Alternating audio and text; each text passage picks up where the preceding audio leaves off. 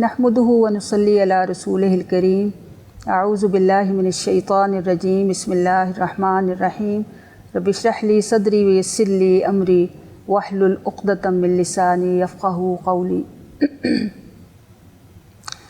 नबी सल्लल्लाहु अलैहि वसल्लम की ज़ात लाखों दुरूद व सलाम हो आप पर। आप सल्लल्लाहु अलैहि वसल्लम की सीरत तय्यबा के बहुत से पहलू हैं, हज़ारों पहलू हैं। और आप देखें कि नबी सल्लल्लाहु अलैहि वसल्लम की ज़ात का हर पहलू जो है हिदायत और रहनुमाई के एतबार से दूसरे पर सबकत ले जाने वाला है। लेकिन आप सल्लल्लाहु अलैहि वसल्लम की सीरत तय्यबा का सबसे नुमाया और इम्तियाज़ी पहलू आप सल्लल्लाहु अलैहि वसल्लम का अपनी उम्मत के लिए रहमत बनकर तशरीफ़ लाना है। नबूवत से पहले भी आप सल्लल्लाहु अलैहि वसल्लम यकीनन लोगों के लिए सरतसर रहमत थे। मक्का में सादिक और अमीन के लक़ब से मशहूर थे और आपका ये मशहूर होना इस बात का वाज़ेह सबूत है कि आप सल्लल्लाहु अलैहि वसल्लम उस वक्त भी रहमतुल लिल आलमीन थे। आज हम नबी सल्लल्लाहु अलैहि वसल्लम के फ़ज़ाइल का वो सिलसिला शुरू करते हैं जो आपके रहमतुल लिल आलमीन होने पर दलील है। हम देखें कि हम सबसे पहले कुरान और हदीस से इसके बारे में दलाइल लेते हैं कि आपकी ज़ात बाबरकत कितनी अल्लाह ने इसको रहमतुल लिल आलमीन बनाया था। अल्लाह ताला फरमाते हैं सूरतुल अंबिया आयत नंबर 107 में कि वमा अरसलनाका इल्ला रहमतुल लिल आलमीन, कि ए नबी सल्लल्लाहु अलैहि वसल्लम हमने तुझको तमाम जहानों के लिए रहमत बनाकर भेजा है।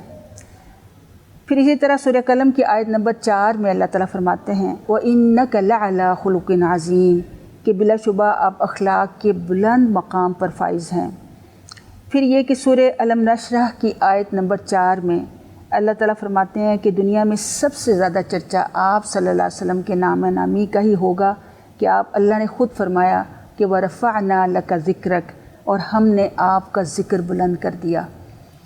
तो सुभान अल्लाह, नबी सल्लल्लाहु अलैहि वसल्लम अपनी उम्मत के लिए सबसे ज़्यादा खैर ख़्वाह, सबसे ज़्यादा शफ़क़त फरमाने वाले और सबसे ज़्यादा मेहरबान हैं। लाखों दुरूद व सलाम हो उन पर। और फिर सूरह तौबा की देखें कि आयत नंबर 128 में अल्लाह ने प्यारे नबी सल्लल्लाहु अलैहि वसल्लम की इन सिफ़ात का ख़ुद भी इजहार किया। अल्लाह ताला फरमाता है लक़द जाअकुम रसूलुम मिन अनफुसिकुम अज़ीज़ुन अलैहि मा अनित्तुम हरीसुन अलैकुम बिलमुमिनीना रऊफ़ुर रहीम, कि तुम्हारे पास एक रसूल आया है जो ख़ुद तुम ही में से है, लेकिन जिस चीज़ से तुम्हें तकलीफ़ पहुँचे वो इस पर गिरां गुज़रती है। तुम्हारे फ़ायदे के लिए वो बहुत ही हरीस है और ईमान लाने वालों के लिए बहुत ही शफ़ीक़ और बहुत ही मेहरबान है। अल्लाहुम्मा सल्लि अला मुहम्मदिन व अला आलि मुहम्मद कमा सल्लैता अला इब्राहीम व अला आलि इब्राहीम इन्नका हमीदुम मजीद। अल्लाहुम्मा बारिक अला मुहम्मदिन व अला आलि मुहम्मद कमा बारकता अला इब्राहीम व अला आलि इब्राहीम इन्नका हमीदुम मजीद। अब हम आप सल्लल्लाहु अलैहि वसल्लम के फ़ज़ाइल के एतबार से आपकी नबूवत से पहले के फ़ज़ाइल के हवाले से थोड़ा सा एक वाक़े के ज़रिए हम देखते हैं कि अल्लाह ताला ने आपको नबूवत से पहले भी किन फ़ज़ाइल से नवाजा था। ये हदीस जो मैं आपके सामने रखने लगी हूँ, ये इसे अबू याला और तबरानी ने रवायत किया है और ये बिल्कुल सही हदीस है। रसूल अकरम सल्लल्लाहु अलैहि वसल्लम की रज़ाई माँ हज़रत हलीमा बिनत हारिस रदियल्लाहु अन्हा कहती हैं कि मैं अपने शौहर हारिस बिन अब्दुल उज़्ज़ा के साथ मक्का रवाना हुई। ये कहत साली के दिन थे और जिन्होंने हमारे लिए कोई चीज़ खाने पीने की नहीं छोड़ी थी, यानी बिल्कुल तंग दस्त वो लोग थे। वो कहती हैं कि हमारे साथ हमारी ऊँटनी थी जिससे वल्लाह दूध का एक कतरा भी नहीं निकलता था। मेरे साथ मेरा बच्चा था जो भूख की वजह से इस कदर रोता था कि हम रोज़ाना सो भी नहीं सकते थे। ना तो मेरी छाती में दूध था, ना ऊँटने में दूध था जो मैं बच्चे को देती। बस एक खुशहाली मुस्तकबिल की उम्मीद हमारे पास थी। जब हम मक्का पहुँचे तो हम में से कोई औरत ऐसी ना थी जिसके सामने रसूलुल्लाह सल्लल्लाहु अलैहि वसल्लम को पेश ना किया गया हो, मगर सब ने लेने से इनकार कर दिया। हम लोग बच्चे के वालिद से रज़ात के बदले में अच्छी खिदमत की उम्मीद रखते थे, जबकि मोहम्मद सल्लल्लाहु अलैहि वसल्लम तो यतीम थे। इसलिए हम लोग ये सोचते थे कि इसकी माँ हमें क्या देगी। मेरे अलावा कोई औरत ऐसी ना थी जिसे बच्चा ना मिला हो, और मैं भी नापसंद करती थी कि खाली हाथ वापस लौटूं। लिहाजा मैंने अपने शौहर से कहा کہ میں اس یتیم بچے کو ہی گھر لے کر جاؤں گی اور اسے ضرور لے کے رہوں گی۔ چنانچہ میں اس بچے کو اپنے قافلے میں لے آئی تو میرے شوہر نے کہا تم لے آئی ہو؟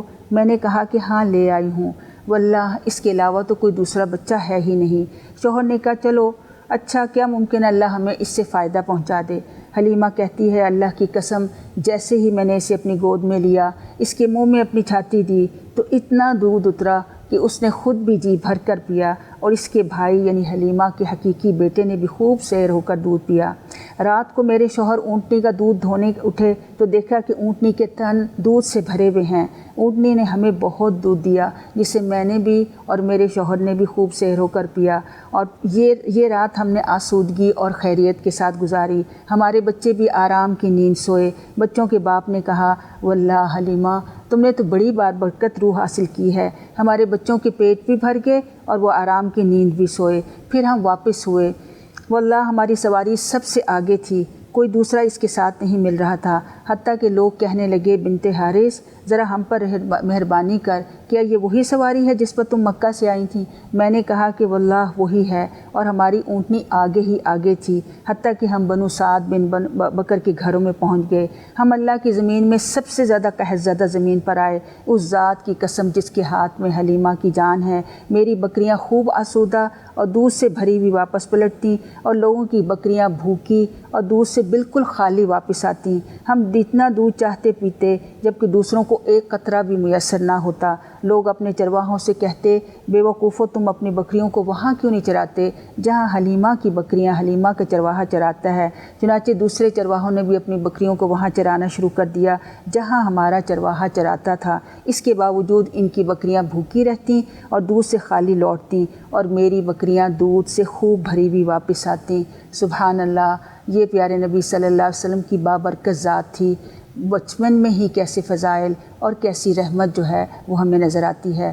اللہ رب العالمین ہمیں نبی صلی اللہ علیہ وسلم کی ذات کے ان پہلوؤں سے بہترین سبق لینے کی توفیق عطا فرمائے، اور نبی صلی اللہ علیہ وسلم کی سچی اطاعت اور اتباع کرنے کی توفیق عطا فرمائے۔